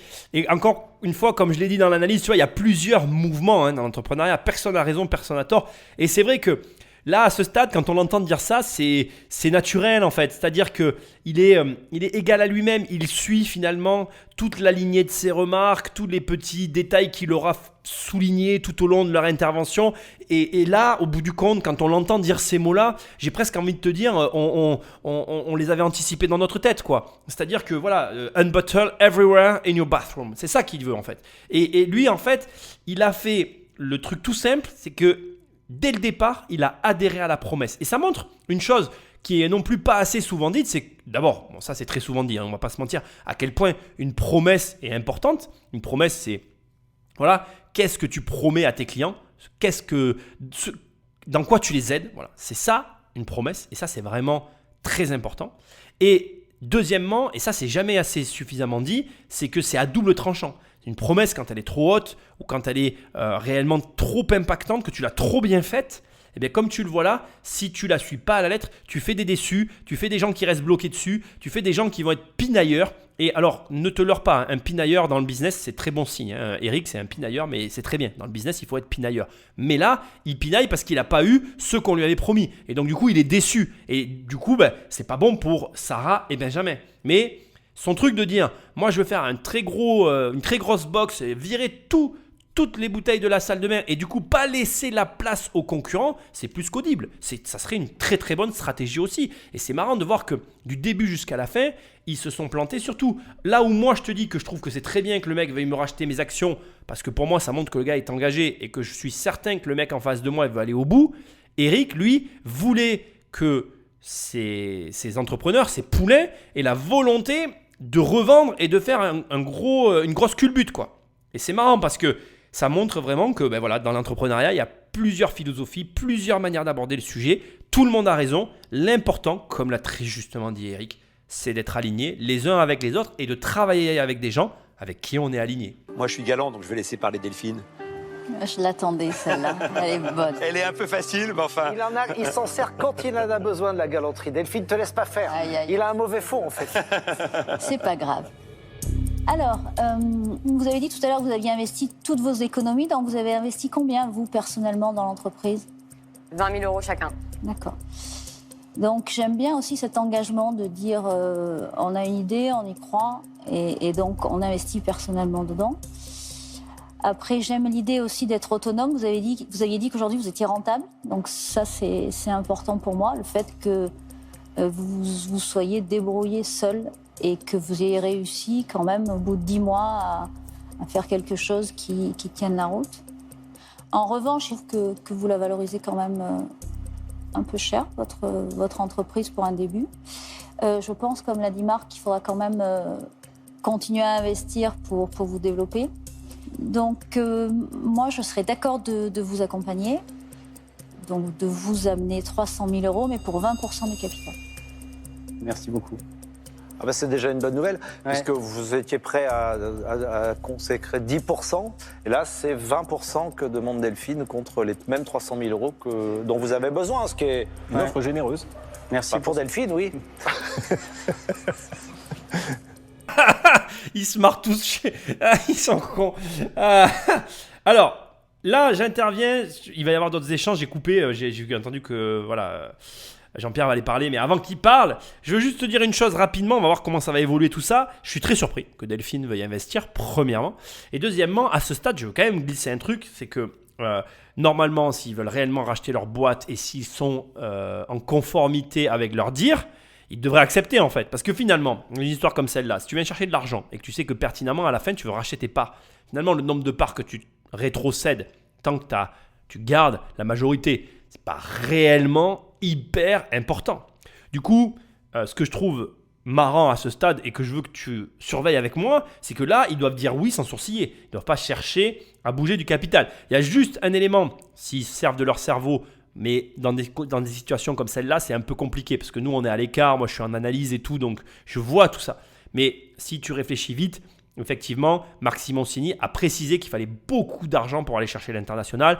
Donc du coup, rétrocéder 20% des parts de ta société à ce stade, ça complique un peu les potentielles évolutions à venir et ou les prochains tours de table. Donc du coup, voilà, il y a une problématique qui se pose, mais est-ce que dans le feu de l'action, réellement, ils vont réaliser tout ça? Je ne sais pas, on va le voir ensemble. Jean-Pierre va parler. Dernier point intéressant qu'elle a souligné, et je suis d'accord avec elle, malgré tout, moi je trouve que c'est des entrepreneurs très sains. Ils ont mis 20 000 euros chacun, 40 000 euros leurs économies perso dans cette boîte. Ils se sont engagés financièrement, temporellement. Ils ont quitté leurs emplois. Ça n'avait pas été dit clairement, mais on sait que Sarah travaillait avant. Donc il y a un vrai gros engagement qui a été fait, des connaissances, puisque Sarah travaillait aussi dans ce domaine. Donc vraiment, il y a un ensemble d'éléments, pour moi en tout cas, qui rendent l'entreprise viable. Maintenant, est-ce qu'ils vont accepter? Et que va dire Jean-Pierre? Nous allons le savoir tout de suite. Non, écoutez, moi je pense qu'on peut effectivement faire une entreprise comme la vôtre, donc autour du zéro plastique.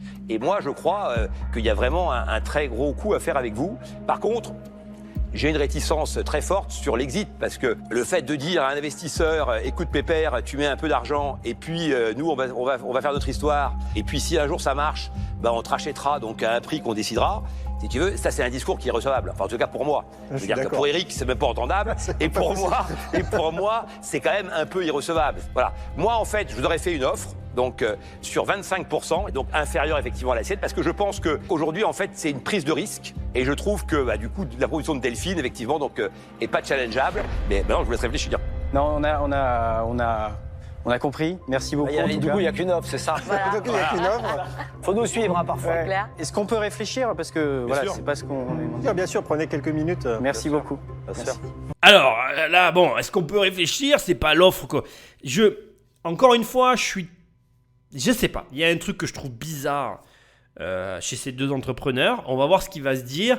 Comme il vient de dire, donc lui, il étaye finalement ce qui a été expliqué par Eric. Il explique que pour l'investisseur, lui, ce qu'il veut, c'est retrouver son argent. Et c'est intéressant parce que ça t'envoie un signal très fort. C'est-à-dire que tu vois, regarde, moi, je suis dans la construction et je ne suis pas vraiment en mode spéculation. Ici, on a des gens qui ont fait fortune, comme je t'ai expliqué à un moment donné dans l'émission, mais du coup, qui cherchent à faire fructifier leur argent. Et c'est légitime, tu ne peux pas le leur reprocher.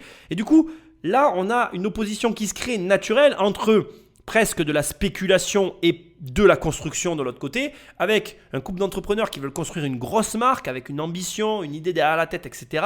Et de l'autre côté, des gens qui sont là pour rentrer dans leur argent. C'est là où je pense que Delphine, elle a bien joué, où elle a amené ça sans rien souligner, où elle, pour l'instant, se contente du potentiel. Et c'est, de toute façon, ça peut être aussi une stratégie qui est employée par l'investisseur. Elle sait pertinemment qu'ils ne pourront pas passer certains caps sans argent frais et qu'en mettant un pied à l'intérieur de l'entreprise, elle pourra à tout moment réabonder et venir faire des propositions, surtout si ça marche bien. Et avec des boîtes comme ça, où on fait du x4, du x5, etc., comment te dire? Vaut mieux avoir un pied dans l'entreprise et être en position d'être la personne qui peut remettre de l'argent et du coup pas laisser la place à des autres investisseurs que laisser partir l'opportunité et finalement pas prendre le bénéfice de quelque nature qu'il soit. Moi, j'aurais pas eu honte du tout après Delphine de nous proposer 30% par exemple. Hein. Oui, j'ai proposé 25. Ça m'étonne pas de toi. Ah bah non, mais...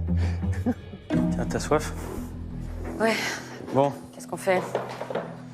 Je sais pas, ça partait bien, après on a eu qu'une offre quoi. Ouais. C'est quoi, attends, c'est 300 000 pour 20. Pour 20. En gros, 20%, ça nous laisse pas beaucoup de place pour les prochaines levées de fonds, enfin moins de place. Oui, voilà, c'est vrai Si que à ce qu'a dit Marc est vrai. On va devoir forcément lever une deuxième fois. Si on lâche déjà 20%, il ne nous restera vraiment plus grand-chose. Alors qu'on met toute notre vie dans cette boîte. L'argumentaire de Marc a fait mouche, mais pas dans le bon sens. Elle n'a pas bien compris, je crois, que de toute façon, elle n'arrivera pas.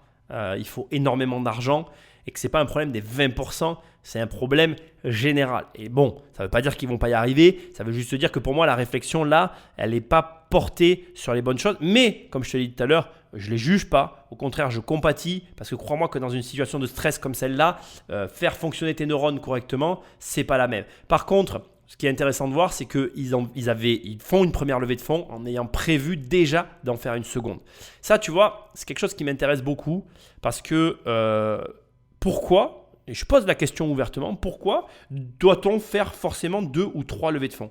Pourquoi tu ne te contenterais pas d'une seule levée de fonds pour amener ta marque au plus haut point? C'est aussi une possibilité qui est moins envisagée de nos jours parce qu'effectivement, le capital est disponible et qu'on serait bête de s'en passer. Mais je veux quand même t'en parler parce que tu n'es pas toujours obligé de lever des fonds ou d'agir de cette manière-là. Donc vraiment, voilà, c'est marrant de voir qu'il y avait quand même déjà cette stratégie de levée de fonds qui était là derrière tout ça et que leur comportement dès le départ va dans ce sens-là et que finalement, donc l'argument que je te disais tout à l'heure qui est de dire on va racheter les parts, ce n'est pas un vrai argument. Je pense qu'il y a des points sur leur présentation sur lesquels ils se sont foirés parce que si vraiment ils comptaient racheter leurs parts, l'argument de dire pour la seconde levée de fonds on n'a pas assez de pourcentage à rétrocéder, il n'est pas bon en fait. C'est pas vrai. Il y a une discordance à mon sens entre certaines allégations qui ont été faites par Benjamin ou Sarah et ce qui est en train de se passer là. Et c'est dangereux parce que pour moi, vraiment, j'irai absolument pas dans cette entreprise 100% à cause des fondateurs. Ce qui veut dire que, et là je m'en profite pour te le dire, c'est toi qui fais le projet et pas le projet. Enfin, tu es une grosse partie du projet. Je ne crois pas d'ailleurs que ce soit le projet qui fasse l'homme ou que ce soit l'homme qui fasse le projet. Je pense que c'est à 50-50. C'est comme dans toutes les relations, c'est comme dans tout. On a au moins autant d'implications dans sa boîte que ce que sa boîte a d'implications dans nos vies. Bref, écoutons ce qui va se dire. Déjà, merci beaucoup de nous avoir écoutés, d'avoir écouté le pitch. On a eu beaucoup de feedback. On prend tout ce qu'il y a à prendre. C'est hyper intéressant en tout cas de vous rencontrer. Donc merci beaucoup. Mais je pense qu'on va malheureusement rester à 300 000 pour 10%. Donc vous n'êtes même pas prêt à faire un tout petit effort? Non, pas. Il peut pas s'empêcher de négocier même si c'est pas pour lui, Eric. C'est plus fort. Là, il est malade. Là, il est pas bien, il tremble et tout. Je vois sa main gauche. Mets-lui du sucre parce que là, on n'est pas présomptueux, c'est pas notre caractère, c'est juste que. Non, mais surtout, vous valorisez pas ce que Delphine peut vous apporter, parce que c'est pas que de l'argent. Et je veux dire, ça peut vous aider à accélérer, à lever encore plus d'argent. Bien sûr, mais nous, on donne toute notre vie à cette entreprise. Vous comprenez bien que si on le donne déjà aujourd'hui 20%, on sait très bien qu'à la fin, il nous restera sans doute. D'accord, mais entre 10 et 20. Bon, de toute façon, tout le monde parle, sauf celle qui a fait. Voilà, on va laisser parler Delphine.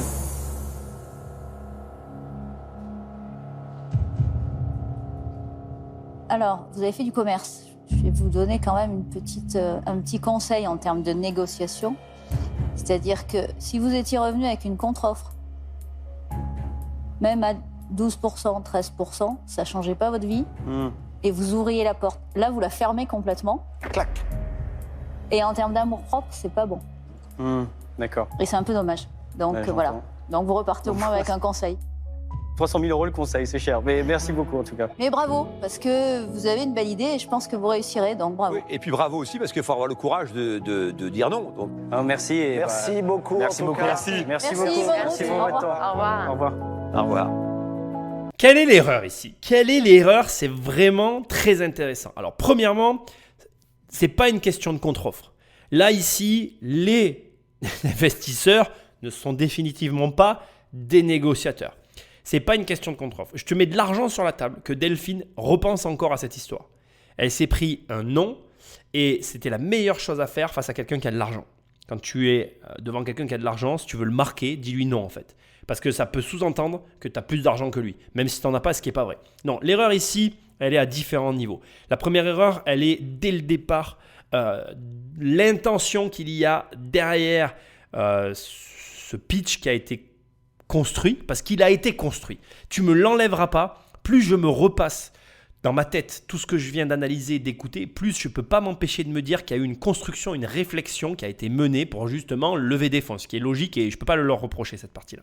Sauf que le pitch a été très mal construit dès le départ, avec une volonté de dissimuler et sans aucune transparence entre les différentes parties. Et cette erreur-là, elle aura coûté jusqu'à la fin, puisque même là, à la fin, au lieu de revenir, c'était pas une question de dire non ou même de contre-offre, parce que même le conseil à 300 000 € n'était pas un bon conseil.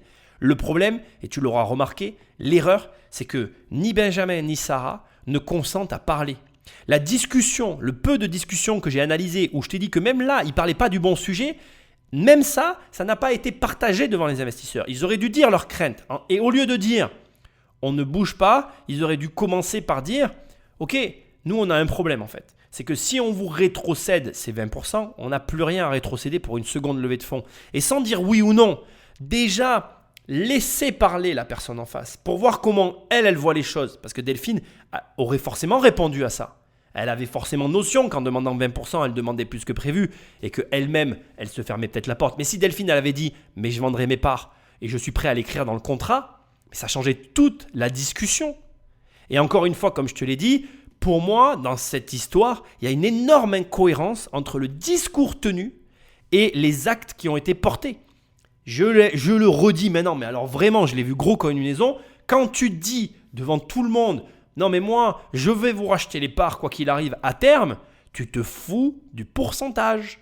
Donc, ça n'est pas vrai. Pour moi, ils ont menti du début jusqu'à la fin, à différentes étapes de leur pitch. Le problème, c'est qu'à la fin, tu ne sais plus qu'est-ce qui est vrai de qu'est-ce qui est faux. Tu ne sais plus ce qui est dissimulé de ce qui est montré. Et à l'arrivée, prendre une décision, c'est plus possible. Et ça, je ne sais pas si tu as remarqué, en tout cas moi c'est comme ça que je l'ai ressenti tout le long de ce pitch. J'ai eu la sensation que, je vais plutôt le comparer à d'autres pitchs qu'on a pu voir dans Qui veut être mon associé. Là où dans tous les pitchs, les discussions s'ouvrent et tout le monde à la fin est content de parler du projet et tout le monde est heureux. Là, il s'est passé l'effet inverse. On s'est fermé. Tout le monde s'y est mis, tout le monde était finalement contre eux alors qu'ils étaient tous là pour le projet. Et au final, on a plus parlé des uns et des autres et de pourquoi ils ne voulaient pas parler de ceci, pourquoi ils ne voulaient pas parler de cela, que du projet en lui-même. Et c'est très dommage d'en arriver là. Et ça montre encore une fois, et j'insiste, c'est vraiment, on est des êtres humains, c'est les êtres humains qui font les projets. Enfin, voilà, entre nous, je veux dire. Et le prêt d'argent, là on est aussi sur du prêt d'argent, se construit aussi par rapport aux individus. Donc il faut arrêter à un moment donné de se comporter comme on le voit là. Et le comportement que tu viens de voir là, je suis désolé de te le dire, c'est un comportement qui touche une grande partie de la population. De ne pas vouloir dire certaines choses, de ne pas être à l'aise parce t'as peur qu'on te pique une idée ou je sais pas quoi. T'as peur de ceci, t'as peur de cela. Mais au bout d'un moment, en fait, tu vas rester seul avec ta peur. Là, ils ont perdu bien plus que de l'argent en fait. Là, ils ont perdu, en l'occurrence d'ailleurs, une des erreurs que je voulais souligner, c'est ici, beaucoup vont faire le mauvais amalgame de croire que la perte se mesure en euros, alors que la perte ici se mesure en temps. Avoir quelqu'un comme Delphine à côté de toi qui t'aide à développer ta boîte, ça fait accélérer le temps à une allure que tu n'imagines même pas. Et cette accélération temporelle que tu récupères, mais elle n'a aucune valeur équivalente financière. En gros, je vais te le dire autrement pour qu'on se comprenne. Donc, on est bien d'accord que potentiellement, ils font 750 000 € la première année. Tu es d'accord avec moi? C'est ce qu'ils annoncent. Bon, on va dire raisonnablement que la deuxième année, ils vont faire 1 million d'euros. Bon, maintenant, on va tirer deux scénarios. Donc, le premier scénario sans Delphine et le deuxième scénario avec Delphine. Si on suit la courbe, et en s'imaginant bien que, de toute façon, ça va aller en se réduisant au fur et à mesure que ça grossit, mais gardons la même courbe. Eh bien, la troisième année, il devrait faire 2 millions. D'accord? Avec Delphine, pour moi, la troisième année, ils en faisaient 4. Voilà. C'est à peu près de ça dont on est en train de parler. Donc, ils n'ont pas perdu 300 000 € là. Ils ont perdu des millions d'euros. Et c'est dramatique parce qu'ils les ont perdus dans un temps record. Et ce temps qui n'a pas eu lieu, en fait, ça leur fait perdre aussi d'autres opportunités qu'on ne peut pas mesurer. Donc voilà, c'est très important. Et ça, c'est un peu la morale de cette histoire. Reste ouvert d'esprit. Ne te comporte pas comme ça. Ça n'est pas bien. Et là, on est vraiment que sur du comportement. Un comportement fermé, austère, secret, qui n'a comme seule et unique finalité le fait de ne pas donner envie à des personnes de rejoindre l'aventure. Qui tu veux être dans la vie? Est-ce que tu veux être le héros avec lequel tout le monde veut vivre l'aventure et partir avec lui à l'aventure? Ou est-ce que tu veux être finalement l'anti-héros qui est triste dans son coin et que personne n'a envie d'aller voir ou d'aller sauver, qui reste sur le bord de la route, quoi? Et c'est ça qui est dommage. Alors après, attention, je ne les critique pas, parce que j'ai beaucoup aimé les personnages de Sarah et Benjamin. Ils ont leurs qualités, mais là, pour moi, il y a eu des détails de préparation qui étaient malvenus en fait, qui n'étaient pas opportuns et qui n'ont pas été utilisés à bon escient. Et honnêtement, c'est très dommage parce que le projet était complètement fou et il a un potentiel de malade, mais il n'est pas exploité comme je veux ou pas comme je vois les choses. Et enfin, et c'est avec ça que je vais finir, il y a un dernier point que je dois dire, et tu sais que je l'ai souvent répété, le pouvoir du non. Ils ont quand même dit non. Et ce non-là, ça montre que ce sont quand même des gens très forts. Ils ont une réussite qui est indiscutable, ils sont compétents, et ça ne veut pas dire qu'ils ne vont pas réussir. Je pense juste qu'ils ne collent pas au moule auquel on aimerait qu'ils collent, mais ce n'est pas en soi une fatalité. Et même, je vais aller au-delà de ça, je pense que c'est plutôt bien pour eux. Parce que je pense que s'ils réussissent, c'est parce que justement, ils savent exactement ce qu'ils veulent, et ce sont ces gens-là qui réussissent dans la vie. Alors j'ai conscience que là, cette émission, elle est très paradoxale, parce que je te donne à la fois des informations et leur contraire, mais toi, ton travail derrière tout ça, c'est d'arriver à te dire que il faut arriver à t'inspirer de ça. Et si tu dois t'inspirer que d'une chose, c'est ça. Aurais-tu la capacité, alors que tu en as besoin plus que tout le monde, de dire non à une proposition qui semble te convenir, mais qui ne te comble pas à 10% près? 10%, c'est pas grand-chose. Quand tu dis non pour une proposition qui ne remplit pas simplement que 10% de tes attentes, dis-toi que la plupart des gens diraient oui à ce genre de proposition. Alors que toi, si tu es capable de dire non, tu as quelque chose que les autres n'ont pas. C'est une certitude. On se voit dans la salle de bain. Alors tu penses que ça va marcher ou pas leur truc? Ouais. Hein? Moi je pense aussi. Ouais, moi aussi. Et j'étais sûr que tu aurais fait une offre. Et pour ça qu'il faut que tu parles en premier, parce que moi je savais que la mienne elle était déconnante. Je sentais bien qu'ils allaient pas vouloir, ils sont déjà très avancés en fait. Bon, on va faire une contre-offre. Bon, on aurait peut-être dû. Mais bon, l'avenir nous dira si on a eu raison ou tort d'accepter. 300 000 euros, mais avec 100% du capital. Et puis on repart avec des super conseils. Et puis on va trouver chaussures à notre pied. Il n'y a pas de problème. Ouais, ça c'est sûr. Je voulais que tu vois la déception de Sarah et Benjamin, parce qu'il ne faut pas se retirer de l'esprit qu'ils étaient venus pour récupérer de l'argent, qu'ils n'ont pas eu. On est bien d'accord. Et voilà, je voulais que tu gardes ça en tête. Il y a quand même une déception. Et Jean-Pierre et Delphine qui discutent à la fin sont aussi hyper importants à entendre, parce que Jean-Pierre met le doigt sur un point très important, c'est qu'on est sur un couple d'entrepreneurs qui sont déjà très avancés dans le processus. Et tu ne traites pas de la même manière la vente d'une idée, la vente d'un concept, que la vente d'une entreprise qui fait de l'argent. D'ailleurs, tout au long de l'émission, tu m'as entendu très très tôt dire que c'était très différent s'il faisait 20 000 euros que s'il faisait 1 million. Et quand on t'annonce 750 000 euros la première année et 500 000 euros au premier trimestre, ça fait vraiment réfléchir. On n'est vraiment pas sur des chiffres classiques. Donc, c'est important de comprendre que ici, on est dans une situation quand même particulière, pas commune pour les qui veut être mon associé. On a déjà eu 2 ou 3 cas comme ça, mais c'est assez rare. Et ça explique aussi grandement pourquoi on n'est pas arrivé au terme de la discussion. Maintenant, et je veux que tu gardes vraiment ça en tête sur cette première émission que j'ai adoré couvrir, c'est hyper important que tu aies un comportement ouvert, que tu sois dans le partage, et que si tu ne donnes pas, ne t'attends pas à recevoir en retour. Ça n'existe pas. Je ne le répéterai jamais assez. Donner pour recevoir.